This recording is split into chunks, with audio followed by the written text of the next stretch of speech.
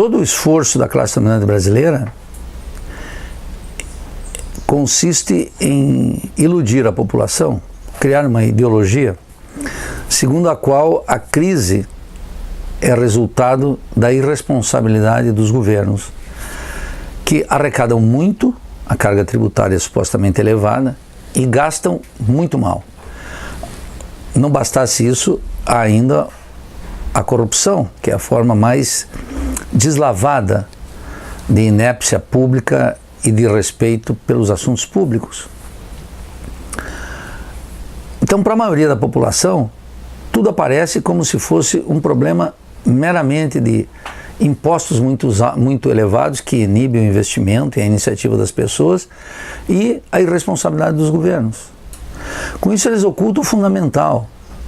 O principal dispêndio do governo não é em gasto em saúde, em educação, em segurança, em ciência e tecnologia, em cultura, em infraestrutura, etc. O principal gasto do governo, desde sempre, mas sobretudo depois de 1994, é o fato de que o governo destina uma imensa parte da arrecadação dos impostos, mais todos os ativos que ele vende, que ele privatiza, para pagamento de juros e amortizações de um sistema de dívida. E é preciso recordar às pessoas que em 1994, quando começa o Plano Real, a dívida pública brasileira era minúscula, era 64 bilhões de reais. Hoje são 4 trilhões. Como é que essa dívida cresceu? Porque o governo era irresponsável, porque tinha o problema da taxa de juros? Não, porque os que decidiram fazer o Plano Real elevaram radicalmente a taxa de juros a mais de 50%. E deram como alternativa para os capitalistas comprar títulos da dívida pública, remunerados com tal valor, com uma taxa de juros tão elevada, que era muito melhor emprestar o dinheiro para o governo do que produzir mercadorias. Então foi uma decisão consciente, não aconteceu porque o governo era responsável, foi uma decisão da classe dominante brasileira implementada pelo Fernando Henrique. Essa regra começou desde lá, por isso que a dívida se multiplicou. Essa dívida consome todos os anos, no mínimo 43%, 44%, 45% de tudo que o governo arrecada. Então, claro, é uma exaustão financeira, porque tem um custo que vem do mundo das finanças, da taxa de juros elevada. E que o Brasil, nos últimos 20 anos, praticou a mais elevada taxa de juros do planeta, ninguém tem. Muitas vezes a Rússia, outras vezes a Turquia, ultrapassava o Brasil, mas por alguns momentos. Aqui no Brasil se criou esse rentismo como forma de acumulação, da qual participam os bancos, mas participam os industriais, os comerciantes, os latifundiários. Todos eles especulam nesse mundo das finanças. Então, o que nós temos? Uma gigantesca crise financeira, que só pode ser enfrentada se enfrentarmos o sistema da dívida. As contas estão desequilibradas? Eu diria sim. Por quê?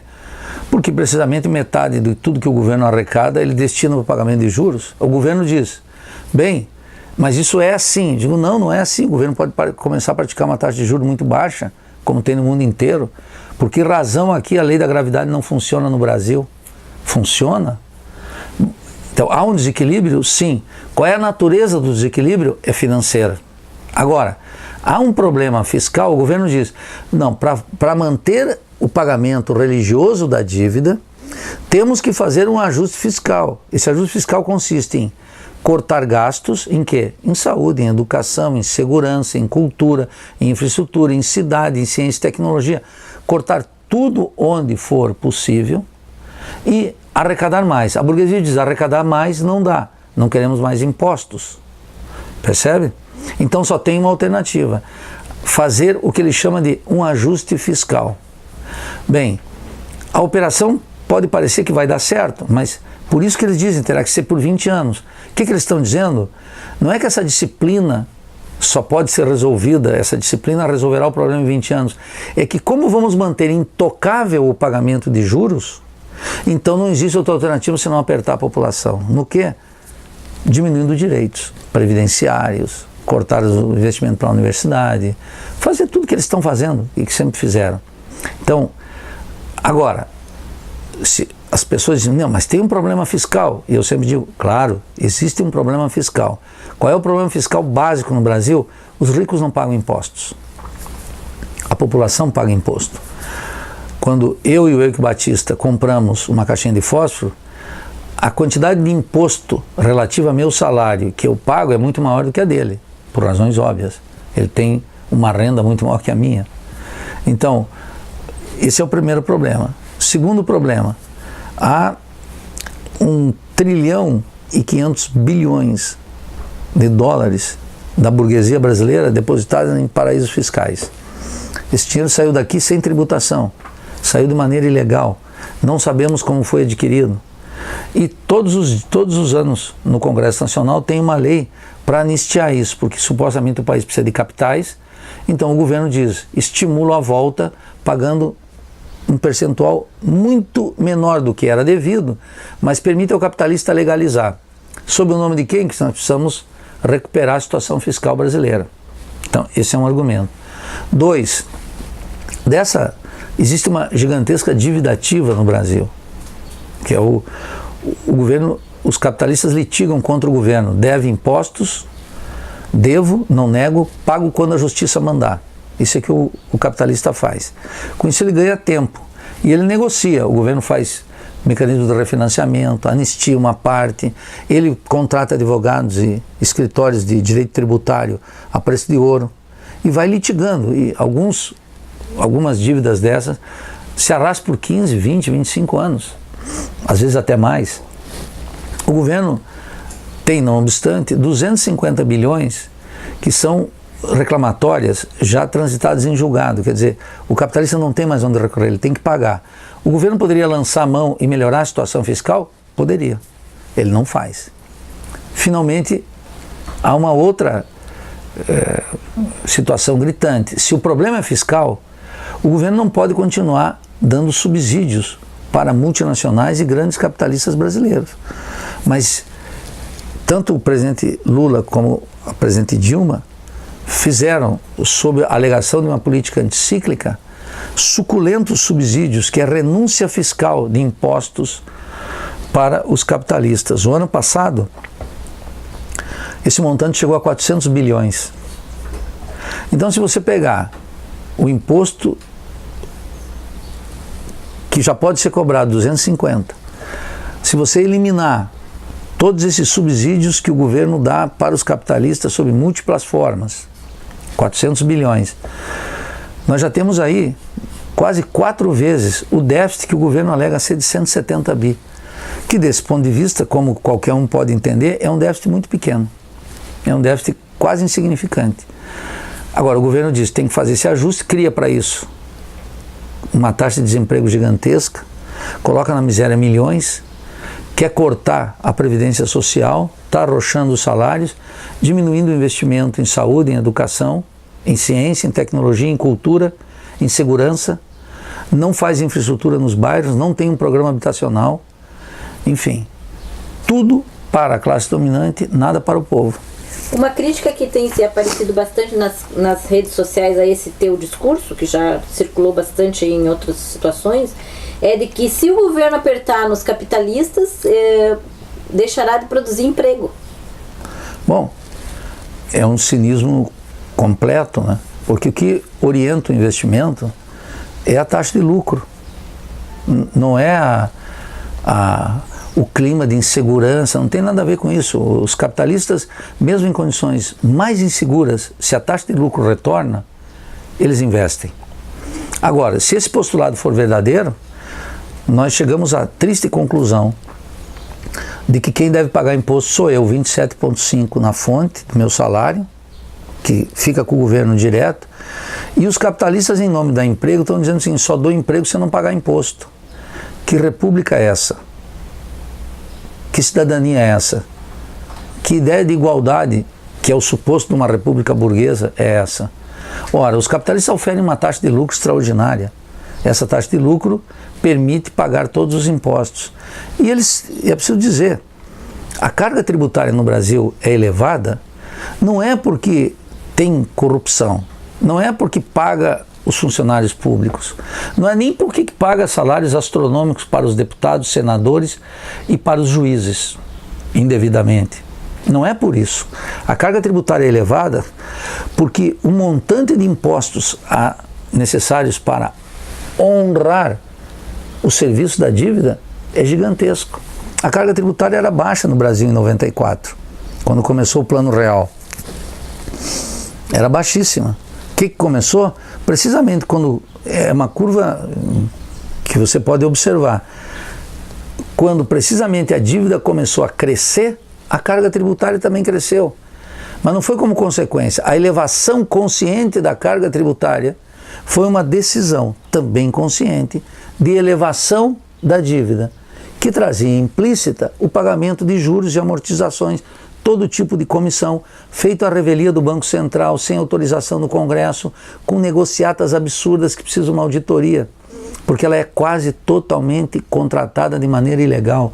É o maior esquema de corrupção da história da República, a contratação dessas dívidas e o sistema de renegociação.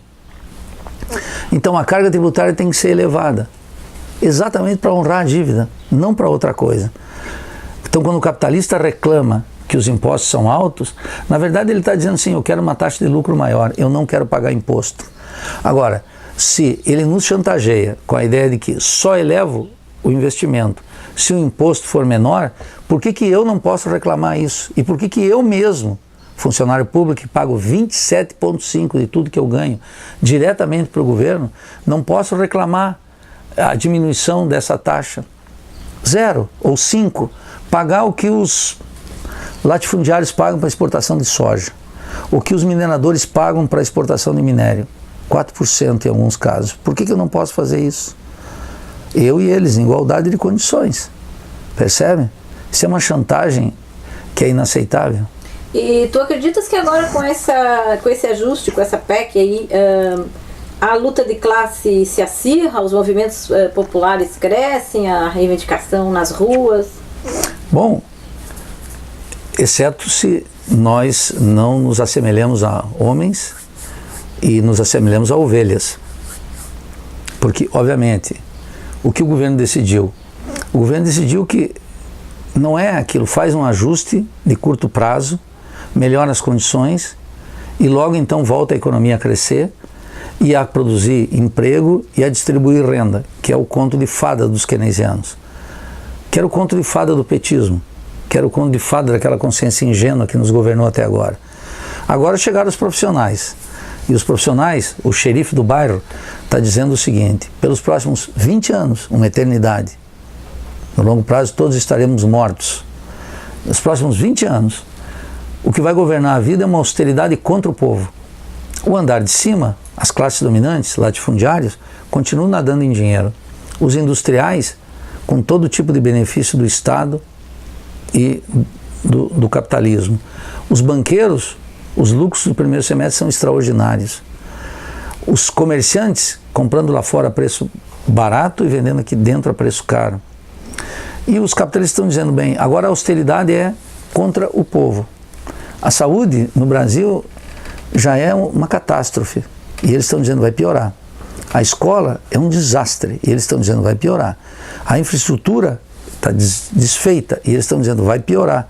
Então eles estão dizendo para vocês, para nós todos, estou movendo uma guerra de classe contra vocês, contra os interesses elementares de uma população em que 80% da população ganha até 3 salários mínimos. Ou seja, não é suficiente para se reproduzir em condições normais. E eles estão dizendo vai piorar ainda mais. E não vai piorar por 5 anos, por 6 anos, será por 20 anos. Ou seja, é uma declaração de guerra contra nós, é uma guerra de classe que eles movem contra nós. É óbvio que todas as ilusões passadas, a ideia de que um governo pode resolver nosso problema, ou que os sindicatos podem conquistar com bom comportamento um lugar de conforto nessa sociedade, se dissiparam. Agora as pessoas vão ter que enfrentar, se abrir para o que está acontecendo, e além disso, vão ter que inventar novas formas de luta muito mais eficazes, muito mais radicais, muito mais contundentes, contra esse governo e contra qualquer governo. Essa é uma questão decisiva. Os trabalhadores vão começar a observar que não pode jogar sua sorte num político qualquer, num partido qualquer.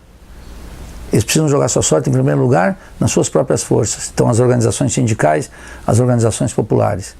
E não pode reduzir a política ao jogo eleitoral. O jogo eleitoral não nos contempla em nada. Ao contrário.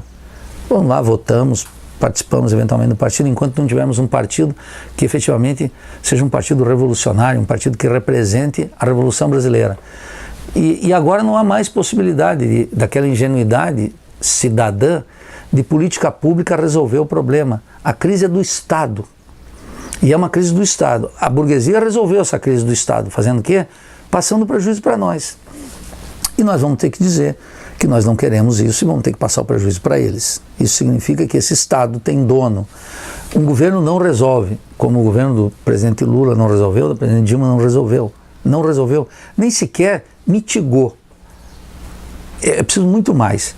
Então nós precisamos ter uma ambição maior, uma consciência histórica dos nossos problemas maiores. É aquilo, para finalizar, que chamamos o seguinte: nós estamos tomados por uma consciência ingênua.